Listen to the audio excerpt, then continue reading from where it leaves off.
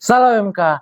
Halo teman-teman semuanya, selamat datang di podcast OMK Santo Albertus Agung Tanjung Bunga. Nah, kembali lagi bersama saya Vino, anggota OMK yang masih aktif, sangat aktif dan hiperaktif di episode yang kedua dengan judul Cinta, Chill and Talk. Nah, spesial di episode yang kedua ini, kita akan membahas dan men-sharingkan tentang masa prapaskah dan juga aksi puasa pembangunan yang biasa kita singkat dengan APP.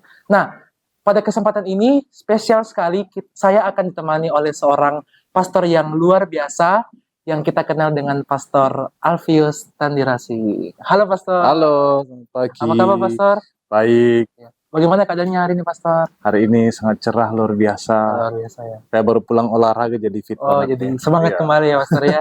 Ya, Pastor. Nah, mungkin Pastor bisa kenalkan sedikit Pastor berkarya di mana sekarang dan mungkin sekarang menjabat seperti apa, mungkin ketua apa mungkin Pastor supaya teman-teman di luar sana bisa tahu. Baik, Vino. Ya. Halo teman-teman semuanya, terutama Anda orang muda Katolik. Perkenalkan, saya Pastor Al, lengkapnya Alfius Tandirasing. Saat ini saya berkarya sebagai Ketua Komisi Kepemudaan Keuskupan Agung Makassar. Jadi tugas saya, Vino, ya mendampingi orang muda, juga mengajar di beberapa tempat, dan lebih banyak berkegiatan bersama dengan orang muda. Itu tugas saya sekarang, katanya supaya awet muda. Oh, itu mudah. Iya, itu teman-teman, dan tugas saya ya kesana kemari mendampingi orang-orang muda di beberapa paroki, kevikepan, dan keuskupan. Oke. Iya. Dalam tahun ini ada beberapa event tidak Pastor, event-event kepemudaan yang diadakan? Dalam tahun ini ada banyak sekali event.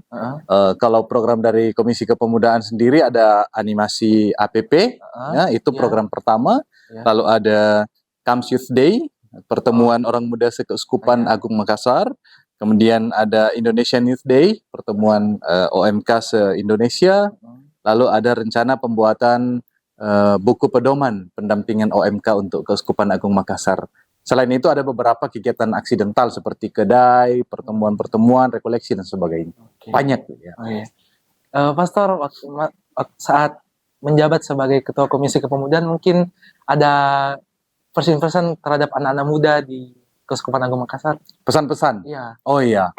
Kalau pesan saya, orang-orang muda itu adalah masa kini dan masa depan gereja. Ya. Jadi boleh dikatakan aktifnya gereja di suatu tempat itu karena orang-orang mudanya hidup. Ya. Jadi pesan saya kepada seluruh OMK, khususnya di Keuskupan Agung Makassar, tetap aktif di gereja masing-masing supaya gereja di tempat itu tetap hidup. Anda adalah masa kini gereja dan masa depan gereja. Masa depan gereja ditentukan oleh Anda saat ini, karena ke depan orang muda saat inilah yang akan menjadi pengurus-pengurus gereja masa depan. Ya. Oke. Itu pesan-pesan saya. Teman-teman ingat ya pesan-pesan Pastor, ya kita harus menjadi penerus dari gereja ya. Iya, betul. Ya, nah, karena kan Pastor kan kita sekarang sudah masuk ke dalam masa prapaskah.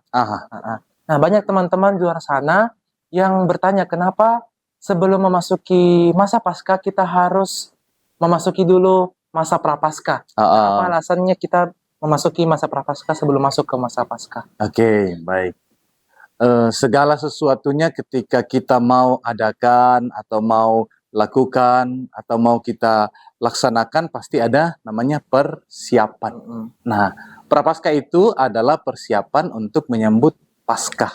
Nah, jadi untuk merayakan Paskah nanti ada beberapa minggu persiapan, itulah yang disebut sebagai pra, artinya sebelum Paskah. Jadi apa yang kita isi dalam persiapan itu, nah nanti itu yang nanti kita bahas ya. Ada pertobatan, ada puasa, ada aksi dan sebagainya. Jadi pra Paskah itu artinya persiapan untuk merayakan Paskah. Nah, dalam masa pra Paskah ini menyambut hari raya Paskah nanti kan kita diajak untuk berpantang dan berpuasa. Nah, banyak teman-teman di luar sana yang menanyakan kenapa dalam masa prapaskah kita harus berpuasa dan berpantang. Oke, baik. Yang pertama itu dulu Yesus berpuasa kan. Ada lagunya, dulu Yesus berpuasa. Ya, Yesus berpuasa 40 hari 40 malam. Nah, itu yang juga kita lanjutkan tradisinya. Ya, masa puasa kita juga 40 hari 40 malam. Bagi yang melaksanakan full. Tapi tidak dituntut kewajiban bahwa setiap orang harus full ya. Nah, berpuasa artinya mengurangi makan. Jadi mengurangi makan. Nah, dalam satu hari itu kita kan biasanya ya menurut tradisi kita 3 kali makan. Nah, kalau dikatakan berpuasa itu mengurangi makan. Dikatakan cukup 1 kali makan kenyang. Jadi kalau pagi udah makan kenyang, siang dan malamnya sedikit saja. Atau kalau kita mau, oh saya mau makan siangnya lebih kenyang deh, berarti pagi dan malamnya yang dikurangi. Itu artinya berpuasa. Nah, langsung ke berpantang, kan itu tidak bisa dipisahkan ya, puasa dan pantang. Kalau pantang itu mengurangi makanan yang mewah atau hal-hal yang dianggap mewah dari kehidupan seseorang. Nah, misalnya bagi saya nih, ya, yang makanan mewah bagi saya apa sih? Ya mungkin daging, ya. Karena daging itu bagi saya mewah, maka selama masa prapaskah saya kurangi. Atau mungkin jajan, ya. Selama masa prapaskah saya kurangi. Atau mungkin nonton, atau mungkin merokok. Itu sesuatu yang mewah untuk diri saya, jadi saya kurangi. Nah, kayak begitu yang namanya berpantang. Ya. Kalau kira-kira ada yang puasa nih Pastor, Nah. dia dalam sehari itu puasanya cuma makan 1 kali itu bisa Pastor? Oh bisa banget. Bisa. Iya, itu berarti lebih dari standar kan. Itu Oh, luar biasa itu. ya. Heeh. Eh, Juga ada yang biasa dianjurkan kan Rabu dan Jumat saja ya. ya, Nah, ada yang full selama 40 hari, itu juga luar biasa. Malah lebih dari standar itu. iya Pastor. Nah, banyak juga teman-teman yang bertanya kan biasa puasa dan pantang itu di hari Jumat. Heeh. Banyak teman-teman, termasuk teman-teman saya di sekolah itu bingung kalau hari Rabu itu puasa atau pantang juga karena biasa kalau tiba-tiba di hari Rabu nih kita sudah ke kantin beli Ya. makan, ingat hari ini hari Rabu, hari ini hari Jumat, jadi kadang-kadang itu biasa kayak aduh lupa makan daging, udah beli daging masa harus dikembalikan lagi padahal tidak Iya, beli gitu. Oke. Kira-kira puasa dan pantangnya itu di hari Jumat atau di hari Rabu juga Mas? Oke. Nah, sebenarnya 40 hari itu adalah masa berpuasa dan berpantang. Jadi setiap hari sebenarnya bisa kita berpuasa dan berpantang setiap hari. Ya. Tetapi yang wajib itu hanya Rabu dan Jumat. Nah, berpuasa dan berpantang itu selalu berbarengan. Tidak dikatakan bahwa Rabu berpantang, Jumat berpuasa, enggak. Tuh, selalu berbarengan. Kita sekaligus puasa, sekaligus berpantang. Ya, sekaligus mengurangi makan, sekaligus mengurangi kemewahan. Itu baru namanya berpuasa dan berpantang. Jadi full. Nah, kira-kira Pastor kalau ada salah satu mungkin teman-teman OMK yang niat nih mau berpuasa berpantang tapi lupa kayak bolos-bolos pantang dan puasa itu termasuk dosa atau enggak Pastor? Oh iya. Nah ini nih pemahaman yang kadang-kadang keliru ya sehingga muncul yang disebut biasa batal puasa gitu ya. Iya, betul. Puasanya batal gitu Iya, kan. Nah ini yang keliru yang membedakan puasanya kita dengan puasa orang lain. Nah kadang-kadang kalau orang lain tidak sengaja minum puasanya jadi batal. Iya. Sedangkan kita intinya bukan pada makanan. Iya. Inti dari berpuasa dan berpantang adalah mengurangi makan, kemudian itu disedekahkan kepada orang. Hasil penghematan disedekahkan kepada orang. Jadi bukan pertama-tama soal makan sebenarnya. Itu lebih pada soal pengontrolan diri. Nah, kalau misalnya hari ini saya puasa, tapi tidak sengaja karena saya kecapean, minum air baru saya ingat, oh ternyata saya puasa. Dalam istilah kita, agama Katolik tidak ada namanya batal puasa. Ya, hanya saja dikurangi. Ya kalaupun memang harus minum, oke silakan minum, tapi tetap disadari bahwa saya sedang dalam masa puasa. Makan tiba-tiba makan daging, ya makan daging, ya tidak masalah. Tapi jangan banyak gitu. Iya. Iya. Soalnya saya sering begitu Pastor kayak di hari Jumat makan daging, lupa, aduh hari ini pantang gitu. Jadi akhirnya itu makanan yang sudah makan saya singkirkan, jadi saya makan yang lain Pastor. Oh Jadi kayak, iya. jadi takutnya kayak kalau saya nggak pantang atau puasa ini jadi kayak batal puasa gitu. Iya, itu kan bagus sih artinya kita mengurangi sesuatu yang mewah dari diri kita, ya. Nah, tetapi tidak ada namanya istilah, wah puasa saya batal nih gara-gara makan daging, tidak ada. Berarti kita mengurangi sesuatu yang mewah ya Pastor. Iya. Oke. Nah, dalam masa prapaskah ini Pastor, apa yang Tuhan ingin harapkan untuk teman-teman OMK di luar sana, mungkin sesuatu yang bisa sebagai umat Kristiani bersikap dan mengimani masa Prapaskah, Pastor? Oke, baik. Nah, di dalam gereja kita setiap tahun itu ada tema Prapaskah ya. Nah, tema Prapaskah tahun ini, kalau dari KWI sendiri ini ada namanya keadilan ekologis bagi seluruh ciptaan. Keadilan ekologis ya, bagi seluruh ciptaan. Ini kalau dari KWI. Nah, tema ini masuk di dalam keuskupan kita itu kemudian diterjemahkan menjadi keadilan ekososial lebih peduli pada alam ciptaan dan sesama ya. Keadilan ekososial lebih peduli pada alam ciptaan dan sesama. Nah, dari keuskupan kita membuat buku-buku pedoman untuk animasi APP di setiap kategori. Ada kategori umum, itu untuk umat secara keseluruhan, ada kategori OMK, ada kategori pelajar, ada kategori sekami. Nah, kebetulan saya membidangi yang kategori OMK, jadi buku ini saya dengan tim yang bikin ya.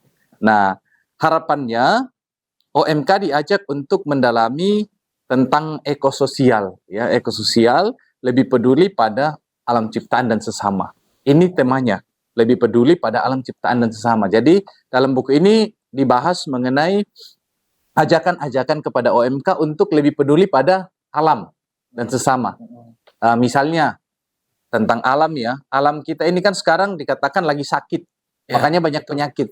Misalnya terlalu banyak sampah sekarang sehingga muncul banyak juga virus-virus dan sebagainya. Nah, OMK diajak untuk menyadari itu dan kemudian berbuat sesuatu apa yang bisa kita lakukan. Nah, aksinya bisa berupa misalnya membersihkan parit, kemudian mengumpulkan sampah pada tempatnya atau mendaur ulang sampah menjadi sesuatu yang lebih bermanfaat dan tidak mencemari lingkungan. Nah, itu yang bagian kepedulian pada alam. Kalau kepedulian kepada sesama itu bisa kita lakukan dalam aksi-aksi sosial. Misalnya kunjungan kepada orang-orang sakit, kepada orang dalam penjara dan sebagainya. Ya. Berarti di tema APP tahun ini anak-anak muda diajak untuk bisa menjaga lingkungan. Ya, betul sekali. Dan untuk bisa juga bersosialisasi dengan sesamanya. Sesama, gitu. terutama yang menderita. Yang menderita Iya. ya, Pastor ya. Oke. Nah, kenapa setiap tahunnya, Pastor ya, tema APP itu selalu berbeda-beda? Itu mengapa jadi demikian di setiap tahun itu pasti berbeda? Ya, setiap tahun itu pasti berbeda sasaran atau target permenungan dan aksi kita ya. Nah, itu supaya lebih menyeluruh. Artinya bahwa dari tahun ke tahun kita peduli kepada yang satu, tahun depan kita pedulinya kepada yang lain, tahun depannya lagi kepada yang lain lagi. Jadi semua kita renungkan, semua kita berikan aksi yang bermanfaat. Gitu. Makanya setiap tahun berbeda-beda. Nah, ada juga pertanyaan yang Pastor yang terlintas di pikiran saya mengenai masuk ke dalam masa Prapaskah nih, Pastor. Kenapa di masa Prapaskah itu hari Minggu tidak dihitung? Hari Minggu tidak dihitung? Iya, ada yang bertanya itu dan sekarang saya mau bertanya sama Pastor kenapa ada yang bilang katanya dalam masa Prapaskah hari Minggu itu tidak dihitung. Tidak dihitung puasa dan pantangnya ya? Iya. Oh iya iya. Ya, hari Minggu itu adalah hari raya ya. Hari Minggu atau hari raya itu kita khususkan untuk beribadah. Memang kalau kita hitung sih yang cukup 40 hari itu hanya hari biasa. Hari Minggunya tidak termasuk. Kalau dihitung hari Minggu lebih dari 40. Ya, kalau dihitung hari Minggunya. Ya. Nah, itu supaya kita di hari Minggu itu khusus untuk ibadahnya, lalu hari-hari biasanya itu kita untuk puasa dan pantangnya. Gitu. Berarti dari hari Senin sampai Jumat itu bisa puasa dan pantang. Sampai Sabtu ya. Sabtu. Kalau berarti hari Minggu kita bisa, maksudnya berarti kita nggak pantang dan puasa, Pastor ya? Itu opsional ya. Kalau orang mau full selama masa Prapaskah boleh juga. Hari Minggu, iya. Tapi hari Minggu tidak diwajibkan untuk berpuasa berpantang. Oke. Nah, kan dalam masa Prapaskah kita diajarkan untuk bisa memedulikan sesama kita, Pastor. Betul. Mengapa kita setiap masa Prapaskah itu harus mengisi amplop APP setiap minggu? Oke. Nah, itu yang unik dari amplop APP. Dan tahu nggak, Vino? Amplop APP ini untuk seluruh Indonesia yang menginisiasi pertama kali dibentuknya itu keuskupan kita. Oh. Iya. Dari seluruh keuskupan itu Iya. keuskupan kita yang pertama kali menginisiasi. Oh. Lalu kemudian dari KWI dan seluruh keuskupan lihat, oh ini sepertinya sebuah gerakan yang bagus. Lalu ditirulah dan kemudian menyebar ke seluruh Indonesia. Nah, apa itu APP, Aksi Puasa Pembangunan? Amplop Aksi Puasa Pembangunan itu merupakan amplop yang kita masukkan uang dari hasil penghematan kita untuk membantu orang-orang yang membutuhkan. Nah, jadi misalnya saya dapat uang saku setiap minggu misalnya 10.000. Ya, saya hanya belanjakan 5.000. 5.000-nya saya masukkan di amplop. Nah, minggu depan saya masukkan lagi. Gitu. Nah, itu akan dikumpulkan ke keuskupan, lalu keuskupan akan memfasilitasi untuk membantu orang-orang yang membutuhkan. Misalnya bantuan kepada orang-orang sakit, beasiswa kepada mereka yang mau belajar tapi tidak mampu. Kemudian ada pembangunan-pembangunan infrastruktur, misalnya membangun jembatan di satu kampung. Ada juga untuk pemberdayaan, misalnya pelatihan-pelatihan OMK. Itu diambil dari uang APP. Nah, jadi memang sasarannya untuk membantu yang membutuhkan. Oke. Nah, balik lagi dari puasa dan pantang nih, Pastor. Nah, Ketentuan untuk puasa dan pantang itu untuk puasa itu di umur berapa, pantang itu di umur berapa? Karena banyak teman-teman yang bingung kayak, saya ini di umur 16, tapi masih kayak setengah-setengah ini puasa atau pantang. Ada yang bilang, oh iya. saya kayaknya udah puasa karena saya sudah remaja. Oh saya masih pantang karena saya masih anak-anak kami. Itu menjadi pertanyaan juga untuk teman-teman supaya teman-teman juga bisa tahu. Betul, iya betul, iya. Ini sangat penting ya. Ya. Ya. Berpuasa menurut surat gembala, kita setiap masa prapaskah ada surat gembala dari Bapak Uskup. Surat gembala itu surat seorang gembala kepada umat-umatnya ya. Nah, di dalam surat gembala itu dicantumkan peraturan pantang dan puasa. Menurut surat gembala itu, yang wajib berpuasa adalah umur 14 tahun ke atas. 14 tahun ke atas. Iya, 14 tahun ke atas. Kemudian yang wajib berpantang adalah 18 tahun ke atas. Oh. Atau kebalik ya? Tunggu, saya harus nyontek ini Vina.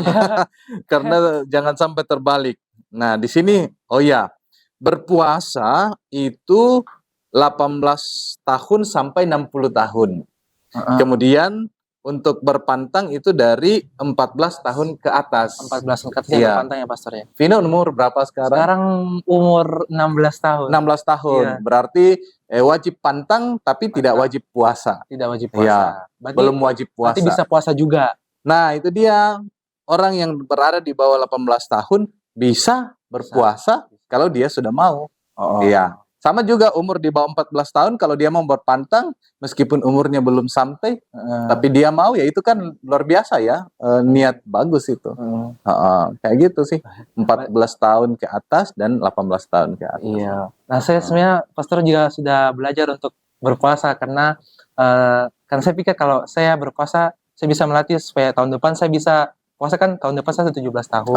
Jadi dari sekarang saya sudah belajar kayak berpuasa, jadi dalam sehari itu saya cuma makan 1 kali, pernah itu. Oh iya, bagus 1 dong. kali. Dan biasa juga pokoknya saya reminder kalau di hari Jumat itu saya pantang makan daging dari mulai pagi dan seterusnya. Itu pokoknya kalau saya diajak teman, ayo Vino makan ke kantin. Nah, saya ke kantin, saya lihat pokoknya hari Jumat tidak boleh makan daging. Itu udah menjadi ingatan di pikiran saya. Bagus dong. Saya sudah mulai belajar karena tahun-tahun kemarin itu sempat memang belum memaknai arti puasa dan pantang. Nah, baru sekarang saya memaknai bahwa puasa dan pantang itu kita belajar untuk bisa mengurangi apa yang menjadi kebiasaan kita dan menyisihkan apa yang kita punya supaya kita bisa berikan kepada orang lain. Ya, betul. Yang tahun-tahun sebelumnya mungkin belum bisa mengisi ke amplop APP, tapi mulai sekarang bisa mengisi sedikit demi sedikit, meskipun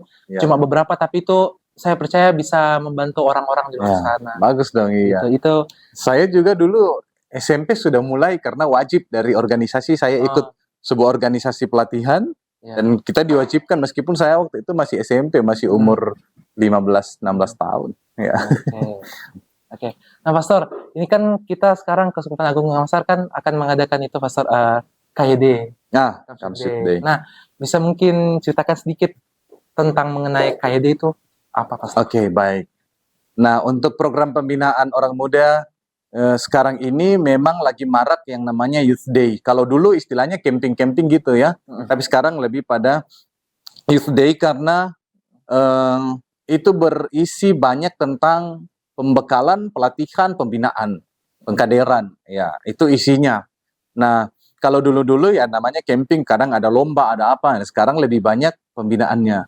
Nah, Youth Day ini itu bertahap dari Youth Day tingkat basis, mungkin di rukun atau di komunitas basis. Kemudian ada Youth Day tingkat paroki, ada Youth Day tingkat kevikepan. Kalau tahun kemarin kita ada Toraja Youth Day dengan kevikepan Sulbar Youth Day. Lalu di atasnya kevikepan ada tingkat keuskupan. Nah, ini nanti teman-teman tanggal 19 sampai 23 April pas libur lebaran kita ada Kams Youth Day dan ini untuk pertama kalinya di keuskupan kita. Berarti bulan depan ya Pastor ya? Bulan depan tinggal 1 bulan lagi ya. Selama ini mungkin dulu pernah ada pertemuan OMK sekeuskupan ya. Tetapi istilahnya belum Youth Day. Nah, ini Youth Day yang pertama. Di atasnya tingkat keuskupan ada tingkat Indonesia, tingkat KWI. Itu yang disebut Indonesian Youth Day. Nah, tahun ini juga teman-teman bulan Juni tanggal 26 sampai tanggal 30 Juni di Palembang tahun ini. 2 bulan setelah Kams Day. Setelah Kams Youth Day ya. Lalu kemudian 2 bulan setelah Indonesian Youth Day bulan Agustus nanti pas tanggal 1 ada World Youth Day tingkat dunia. Itu di Lisbon, Portugal. Siapa tahu mau ikut ketemu Cristiano Ronaldo di sana? Boleh juga ya. Tapi antara Indonesian Youth Day dengan World Youth Day masih ada Asian Youth Day tingkat benua. Dulu pernah diadakan di Indonesia, di Jogja, dan ada juga yang live in di Makassar. Iya. Pastor, kira-kira di kegiatan nanti Kams Youth Day di bulan depan, apa-apa saja kegiatan dan apa-apa saja yang dipelajari di sana? Nah, ini pasti mungkin Vino tertarik mau ikut nih ya. Iya, Pastor, tertarik sekali. Nah, di sana nanti kita akan bertemu dengan orang muda sekeuskupan dari 5 kevikepan. Ya, semua akan hadir, mungkin perwakilan ya. Kalau kita dari Makassar mungkin ada 100-an, OMK Toraja mungkin ada 800-an atau 1000. Kemudian dari Luwu, dari Sulawesi Barat dan Sulawesi Tenggara itu akan berkumpul di Getengan. Nah, kegiatannya apa saja? Tentu yang pertama itu adalah pertemuan bersama. Kan kalau kita OMK biar ketemu-ketemu kan aja kan udah senang ya. Ya, itu pertemuan bersama, saling kenal, kemudian saling menguatkan, meneguhkan. Lalu yang kedua, kita akan isi dengan pembinaan-pembinaan. Ini bedanya camping yang dulu-dulu dengan Youth Day yang sekarang. Kalau Youth Day sekarang itu lebih banyak pembinaan, pengkaderan, ya pelatihan. Nanti kita akan belajar mengenai startup bisnis. Orang muda yang tertarik untuk mengembangkan bisnis akan diajari di sana. Kemudian ada pelatihan-pelatihan, misalnya public speaking, bagaimana berbicara depan umum. Ada pelatihan digital, bagaimana menggunakan gadget dan sebagainya. Kemudian ada juga pelatihan politik, ya bagaimana berpolitik, atau paling tidak bagaimana OMK memandang politik. Ada juga seminar wawasan kebangsaan dan sebagainya. Ada banyak materi, ya. Jadi tidak rugilah ikut, kita akan dapat banyak ilmu.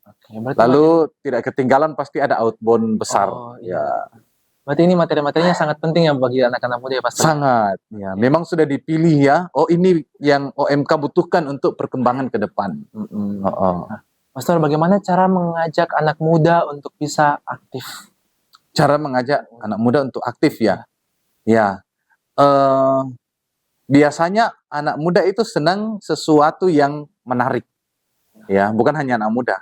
Semua orang pun senang kepada sesuatu yang menarik. Nah, supaya mereka tertarik, bikinlah kegiatan OMK yang memang sungguh-sungguh menarik.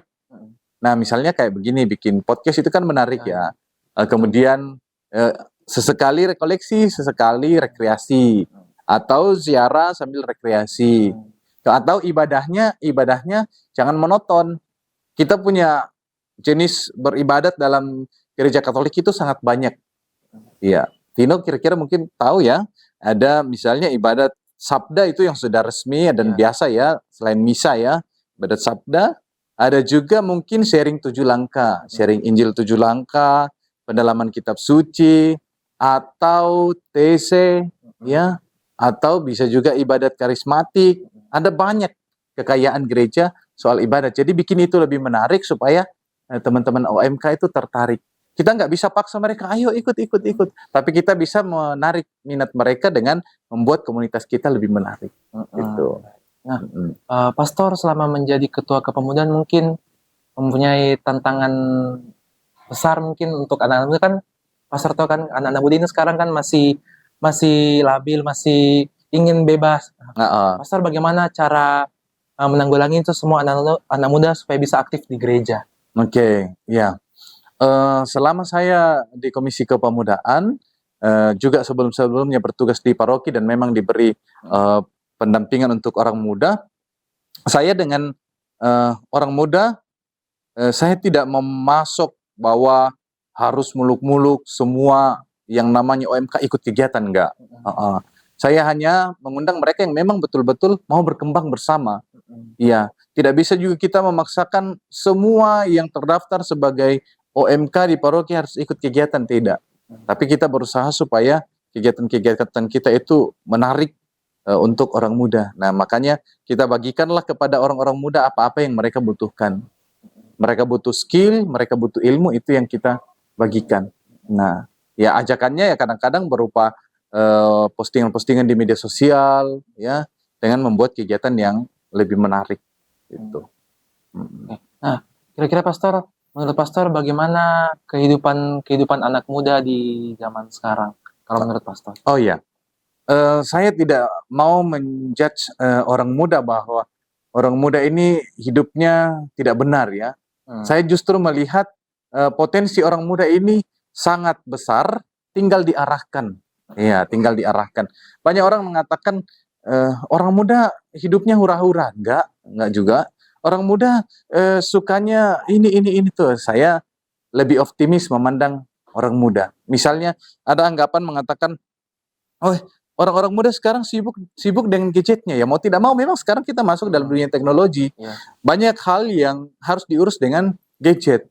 Ya, bahkan pekerjaan pun semua ada di gadget. Jadi kita jangan menjudge orang, wow anak muda ini, kecuali memang dia menghabiskan sepanjang waktu untuk misalnya main game saja, tidak bekerja dan sebagainya. Itu memang sudah keterlaluan, ya, sudah out of box, ya. Nah,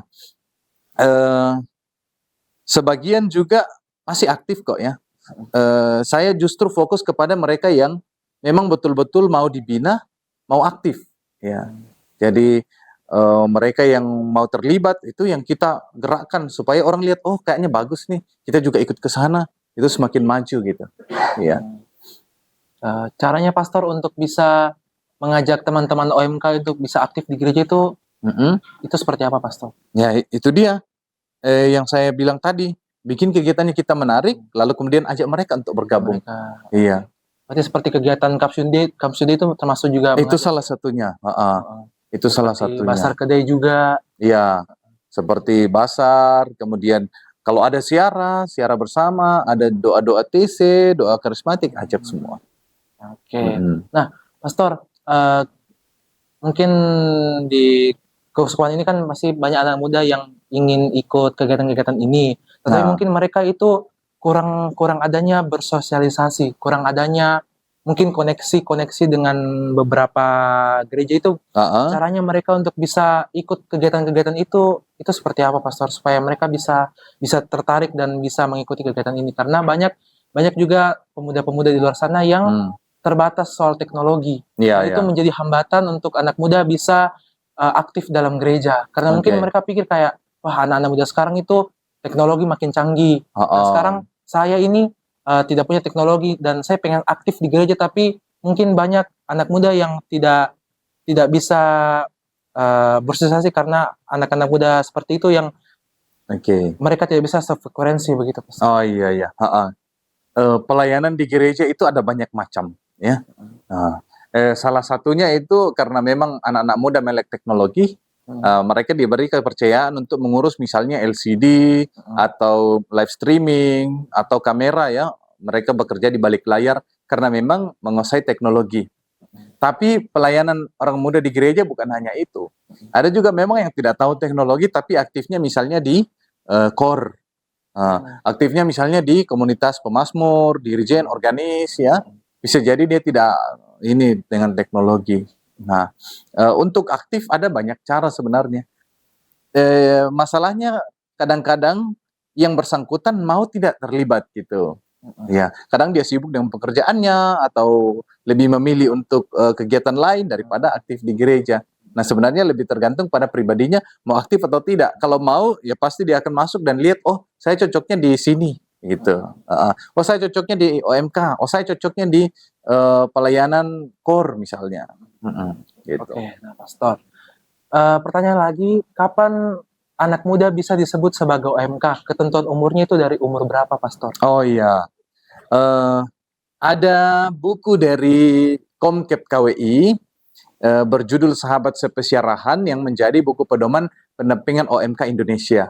Nah, di dalam buku itu disebutkan orang muda Katolik adalah mereka yang berumur sudah dibaptis dan berumur 13 sampai 35 tahun dan belum menikah. Belum menikah. Ya, Vino udah masuk kan? Iya, sudah masuk. Udah 17 tahun kan udah masuk. Ya, 16 tahun dah. Dari 13 tahun sampai 35 dan belum menikah.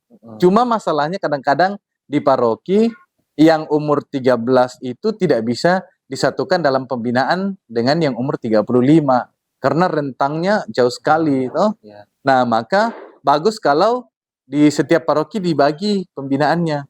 Ini pembinaan untuk yang masih sekolah, ini pembinaan untuk yang masih kuliah, ini pembinaan yang masih OMK tapi sudah bekerja, ya, sudah lulus kuliah, gitu. Pembinaannya saja yang dibagi, tapi masih satu komunitas OMK. Berarti kalau untuk anak-anak SMP yang umur 13 itu sudah bisa masuk? Sudah bisa, ya sudah masuk. bisa masuk OMK. Ya, karena banyak teman-teman di luar sana yang SMP itu yang bingung kayak, ini saya masih SMP tapi bisa masuk OMK atau tidak? Makanya biasa itu menjadi pertanyaan kayak, aduh, bisa masuk atau enggak ya? Makanya biasa jadi bertanya ke orang lain, bagaimana caranya masuk di OMK gitu. Mau masuk SKAMI juga kan udah besar gitu kan. SKAMI udah besar. Mau masuk OMK masih terlalu kecil. Iya. Gitu. Padahal memang ketentuannya 13 sampai 35 itu sudah OMK. Tinggal pembinaannya saja yang nanti dipisah-pisahkan. Iya. Nah, mungkin Pastor, kira-kira dalam pembinaan di OMK itu apa-apa saja yang bisa diajarkan untuk anak-anak yang baru masuk di OMK? Oh iya, untuk anak-anak yang baru umur remaja, itu mereka diajak untuk mengenal diri. Mengenal diri. Lebih pada pengenalan diri, saya ini siapa, saya bergaul dengan siapa, ya, itu. Lalu kalau sudah di atasnya itu lebih pada merancang masa depan. Oh, saya maunya nanti seperti ini. Misalnya tingkat SMA itu sudah mulai diajak. Kelas 2, kelas 3 SMA itu sudah bisa. Saya mau jadi misalnya arsitek. Nah, sudah mereka akan dibekali menjadi arsitek itu berarti masuk perguruan tinggi ambil jurusan arsitektur dan sebagainya. Oh, saya mau jadi dokter. Oh, kalau kamu mau jadi dokter, ya masuk di fakultas kedokteran. Mereka itu sudah bisa diarahkan. Jadi mereka ini dibekali ilmu-ilmu tentang masa depan mereka. Nah, kemudian masuk dalam mahasiswa, itu mereka dibekali dengan teori-teori, dengan diskusi-diskusi tentang hal-hal aktual yang terjadi dalam kehidupan bersama. Lebih pada ilmu, analisis ilmu. Kemudian mereka juga diajari skill untuk bertahan. Misalnya OMK yang mahasiswa butuh publikasi demi studinya mereka. Artinya mereka harus bikin tulisan untuk dimuat di majalah supaya mereka dapat kredit poin dari kampus. Contoh ya. Nah, itu dibekali mereka bagaimana menulis jurnalistik, bagaimana menulis di majalah. Gitu. Lalu kalau masuk di dunia kerja itu lebih pada pendalaman iman yang lebih dalam. Oke, berarti masuk MK itu luar biasa banyak yang diajarkan ya, Pastor? Iya, banyak variasi. Berorganisasi juga. Betul sekali. Oke, nah, Pastor, bagaimana kalau dengan anak OMK yang belum dibaptis, Pastor? Dia memang seorang Katolik, terus masuk MK tapi belum dibaptis. Itu bagaimana? Oh, maksudnya orang tuanya Katolik, ya, tapi dia sudah remaja dan belum dibaptis ya? Oke, itu biasa disebut partisipan. Partisipan, jadi mereka sudah bergabung tetapi belum dibaptis. Nah, kalau tidak ada halangan untuk pembaptisan ya kenapa tidak dibaptis secepatnya kan? Supaya dia betul-betul murni dan kemudian imannya berkembang. Karena kalau lambat dibaptis dia juga akan lambat untuk mengikuti komuni pertama, mengikuti krisma ya. Jadi perkembangan imannya akan lambat gitu. Nah, organisasi OMK itu terbuka untuk umum atau tidak, Pastor? Ya, OMK sebenarnya memang kita yang sudah dibaptis ya. Tetapi kalau ada partisipan mau bergabung, kita tidak bisa menutup diri. Ya, namanya saja Katolik kan artinya umum, universal, terbuka. Siapapun mau bergabung, oke silakan. Bisa. Yang penting kita mau belajar bersama. Belajar Iya, bersama. jadi meskipun dia belum dibaptis mau ikut aktif ambil bagian di OMK ya silahkan. Iya, tentu pasti agak terbatas ya. Ya. Ya, misalnya dia tidak bisa menjadi lektor kah, tidak bisa ambil bagian sebagai ini karena memang belum dibaptis. Tapi untuk ikut berdinamika bisa. Ya, karena beberapa teman-teman MK itu yang mungkin memiliki pasangan yang ada yang beda agama pasti. Gitu. Oh, Mungkin contohnya pasangannya Kristen, ada oh, mungkin yang Buddha, jadi ya itu non Katolik lah ya. ya non Katolik. Jadi itu biasa menjadi perbincangan bahwa kayak mau masukkan pasangan saya tapi dia bukan Katolik, tapi Oke. bisa ikut ikut berorganisasi di OMK. Itu Iya. biasa kita ajak begitu, Pastor. Nah, itu menjadi pertanyaan biasa. Nah, di dalam OMK itu, Pastor, biasa kan ada namanya kayak seperti event-event kayak di gereja. Nah, itu Pastor, kira-kira di dalam OMK itu ke depannya bagaimana OMK bisa membangun gereja Ya. dengan baik? Itu Oh, artinya keterlibatan OMK keterlibatan itu OMK. dalam bentuk apa gitu Iya. ya? Oh iya. Ya, ini yang perlu teman-teman lihat di dalam organisasi OMK-nya. Ada beberapa komunitas OMK yang ikut ambil bagian, tetapi itu saja. Misalnya jaga parkir ya, di beberapa paroki saya lihat OMK jaga parkir saja. Iya, Tapi kan menurut saya bisa lebih dari itu gitu loh.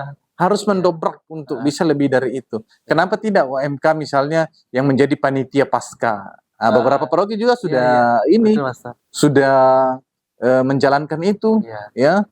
Ya beberapa paroki iya, perayaan Paskah kali ini kita percayakan kepada OMK ya, mereka yang ada juga OMK yang bertugas sebagai tim keamanan. Ada yang bertugas sebagai tim di belakang layar. Ya, mereka operator dan sebagainya, kameramen dan sebagainya. Jadi ada banyak keterlibatan. Tinggal dilihat di paroki mana saja mereka bisa memberikan diri. Itu semua soal pemberian diri. Kebetulan juga kita OMK Sentral Albertus Agung juga pernah menjadi itu ya, Pastor, panitia pelaksana pesta pelindung. Itu bagus itu. Ya, itu menjadi pertama bagi kita Dan juga. sukses ya. Sukses, puji Tuhan, Ya, sukses. selamat ya. Itu menjadi salah satu kegiatan yang pertama yang membuat saya berubah dalam soal waktu. Gitu kan, yang pokoknya kegiatan di OMK itu bisa dapat merubah diri menjadi lebih baik. Dari situ ada banyak pelajaran ya, yang baik untuk suka perkembangan dukanya diri. juga, Pastor. Gitu. Dan sebagai penutup nih, Pastor, dari sharing-sharing kita pada hari ini, mungkin Pastor ingin memberikan pesan untuk teman-teman OMK di luar sana, berhubungan juga dengan aksi puasa pembangunan dan dalam masa prapaskah ini. Baik, ya. Untuk seluruh OMK dimanapun Anda berada, tidak terkhusus kepada OMK SAA, tetapi untuk semua, saya mengajak teman-teman semua untuk senantiasa aktif terlibat di dalam komunitas OMK, karena ini adalah paguyuban untuk saling mengembangkan sekaligus saling menjaga di dalam iman. Ya, bagaimanapun kita sebagai manusia butuh tempat untuk bersosialisasi, butuh tempat untuk pengembangan diri. Nah, OMK ini adalah salah satu wadah yang baik untuk teman-teman bergabung dan mengembangkan diri. Nah, saya pun dari pengalaman pribadi, saya terbentuk seperti ini sekarang, tidak merasa diri sukses, tapi paling tidak saya merasa bahwa itu sangat berguna bagi saya, karena dulu saya aktif di OMK, saya pernah jadi ketua OMK, saya pernah aktif dalam berbagai organisasi, itu membuat saya menjadi berkembang. Maka teman-teman, terbukalah untuk berkembang bersama dengan wadah-wadah yang positif bagi diri Anda. Ini salah satunya OMK. Terlibat aktif di dalam OMK dengan segala kegiatan-kegiatannya. Ya, itu aja sih pesan saya. Oke, baik. Terima kasih, baik. Pastor. Terima kasih, Vino. Sudah bisa menemani saya sharing mengenai masa prapaskah dan aksi puasa pembangunan. Oke. Sampai jumpa teman-teman semuanya. Gimana teman-teman? Seru kan episode kali ini? Jangan lupa like, comment, share, subscribe, dan nyalakan loncengnya. Dadah!